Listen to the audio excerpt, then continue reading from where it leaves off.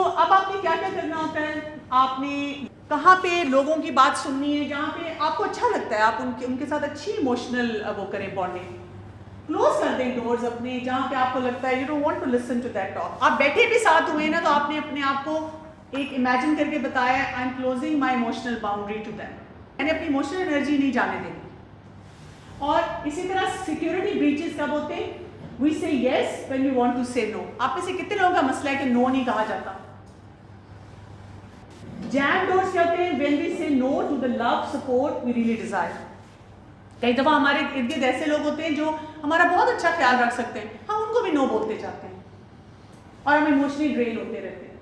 और ये जो मैंने आपको बात की थी, ये इस्लामिक प्रिंसिपल बहुत इंपॉर्टेंट है। रसूलुल्लाह सल्लल्लाहु अलैहि वसल्लम से A believer is not bitten from the same hole twice। अगर आपको लगता है मैंने इमोशनली किसी को माफ किया, उस शख्स ने फिर मुझे इमोशनली मिसयूज किया, that is not that persons fault, that is your fault. अगर एक शख्स ने आपको मिसयूज किया, अब आप उसको कैलकुलेटेड तरीके से अपनी इमोशनल बाउंड्री में आए।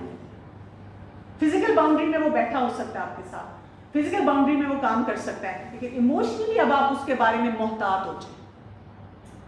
अगर एक शख्स आपको बार बार हर्ट कर रहा है, that means your assessment, your window, वो जो सारा सिस्टम है वो ठीक नहीं है। तो हमें सही जगह पे येस और नो बोलना है ताकि हमारी बाउंड्री जो है वो बेहतर हो। इसके लिए मैं वैसे दुआ ज़रूर आपको कहूँगी करें, हिकमत की, विजडम की, रब्बी हबली हुक्मन वल हिकनी बिस्सॉलिहीन। अल्लाह ताला से हम हिकमत मांगे, विजडम मांगे, बिकॉज हम कई दफ़ा बहुत गलत डिसीजंस लेते हैं। दूसरा एक साइकोलॉजी का प्रिंसिपल है, इसको कहते हैं observing ego. When you are trying to safeguard your emotional energy, please keep watch on your own self. हम ना दूसरे पे नजर करते, तुमने देखा मैं उसे माफ करने की कोशिश कर रही थी, वो क्या कर रही थी, तुमने देखा उसने आंखें कैसे चढ़ाई। We have no idea about our own body language।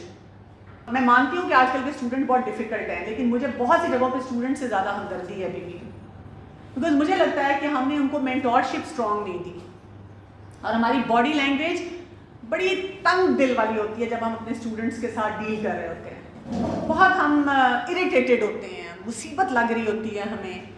और मैंने स्टूडेंट्स को देखा है बेचारे एक एक प्रोजेक्ट के लिए ऐसे मिनते समारते करते टीचर्स के पीछे फिर रहे हैं, टीचर अपने पीएचडी में बिजी हैं। अब आप सब भी स्टूडेंट रहे हैं, आप बताएं कितना अपने आम जुबान में कहते हैं खज्जल ख्वारी काटी हुई है। We then go in the same loop. हमें अपने आप को इससे बचाना होगा, अपने ऊपर नजर रखनी है ताकि हम अपने रिसोर्सेज को अच्छी तरह से सेव कर सके। Environment is not in our control. So आपने ये वाले थिंकिंग पैटर्न बहुत रखने हैं। मैंने क्या देखा अपनी इमोशनल बाउंड्री से, मैंने क्या मिस किया, अगर मैं कोई रिग्रेट है तो मैं आइंदा के लिए क्या इंप्रूव करूं, मेरा डोर नॉब किस तरफ था, अंदर था। डोर नॉब कहाँ होना चाहिए, अंदर या बाहर होना चाहिए इमोशनल बाउंड्री का? अंदर। कुछ लोगों का बाहर होता है, क्योंकि पता है वो तो जब आती है फिर भी मुझे सुना जाती है, पता है उसने मुझे इतनी बातें सुनाई, मैंने बड़ी कोशिश की अपनी इमोशनल बाउंड्री को स्ट्रांग रखने की, वो फिर भी उसने मुझे मसला दे दिया। क्यों दिया? क्योंकि आपने डोर नॉब बाहर निकाला, जो मर्जी अंदर आए, पब्लिक प्रॉपर्टी बना दिया उसे। ठीक है, कंफर्ट जोन किसके साथ है। क्विकली हम थोड़ा सा ये कर लेते हैं, इमोशनल ड्रेन। आप देखेंगे, knowing all these things, there are going to be times when you will still get, आप बड़ा कुछ कर रहे हैं लेकिन यू विल गेट ड्रेन। वो कैसे होगा? ये आपकी है इमोशनल बाउंड्री और आपकी emotion, ideas, intellect, decision making.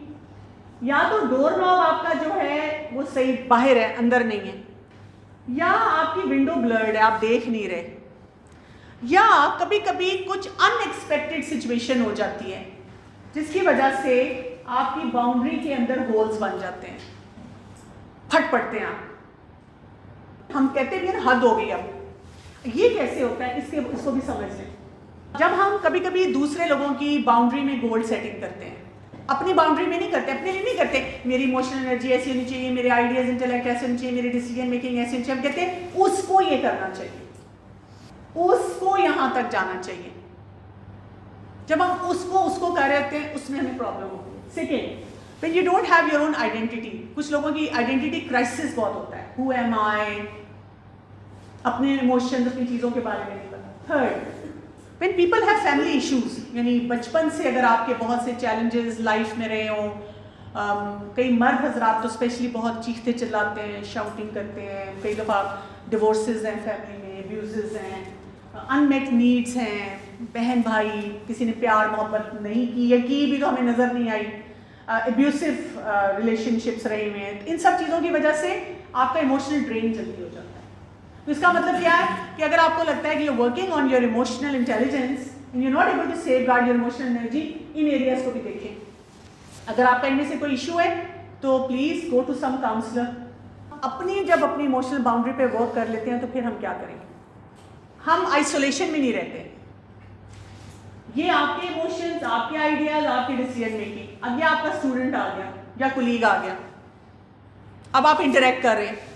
अब हर शख्स का अपना एक लेवल है, ठीक है। ये दो इंडिपेंडेंट लोग हैं, कोई अपनी बाउंड्री पे वर्क कर रहा है, कोई नहीं कर रहा, कोई इमोशनल इंटेलिजेंस पे काम कर रहा है, कोई नहीं कर रहा, किसी का ज़्यादा लेवल है, किसी का कम लेवल है, किसी के होल्स बन रहे हैं, किसी की विंडो ब्लर्ड है, किसी का दरवाज़ा कैसा है, कोई बैगर को भी ड्राइंग रूम में बिठा रहा है, कोई मैनेज कर रहा है।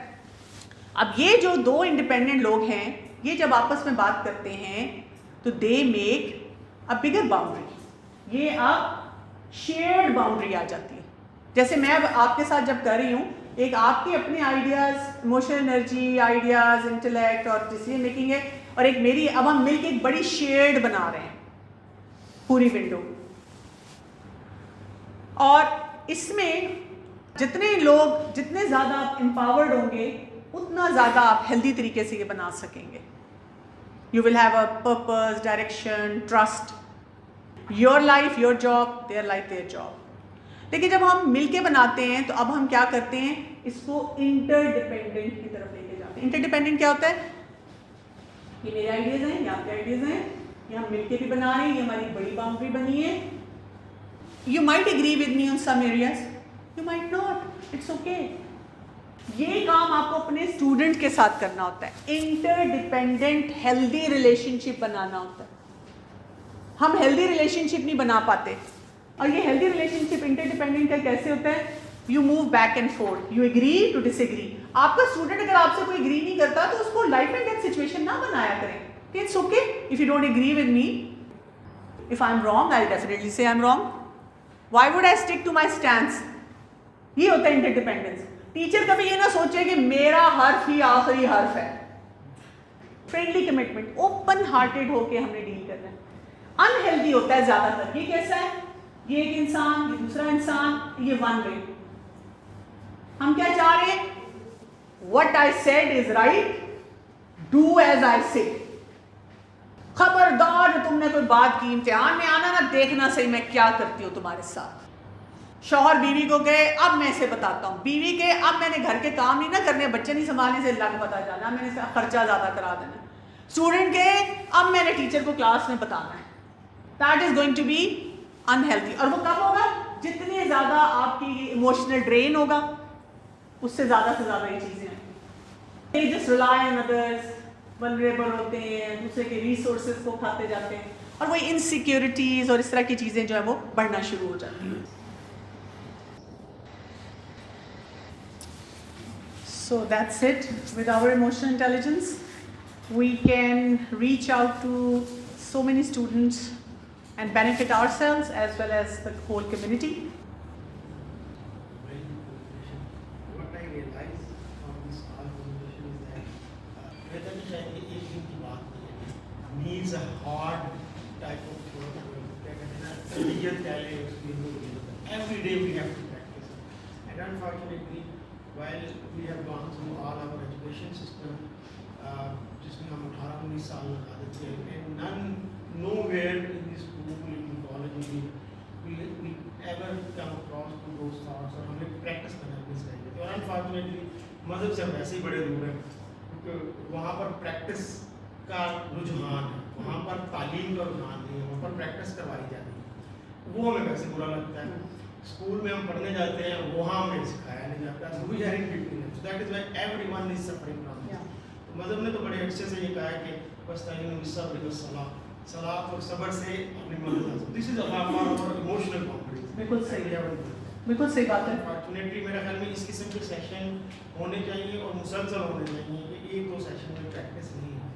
बिल्कुल होनी चाहिए, आप बिल्कुल सही कह रहे हैं। लेकिन मैं आपको एक चीज़ बताऊंगी कि कई दफ़ा इंस्टीट्यूशन में रहते हुए it's not practically possible for them आप भी देखें वर्कलोड इतना होता है, अगर आपके वो ज़्यादा सेशंस करेंगे तो आप लोग भी चीखेंगे कि भाई हम पढ़ाएं, हम अपनी चीज़ें मैनेज करें, मतलब टाइम इज स्क्वीज्ड.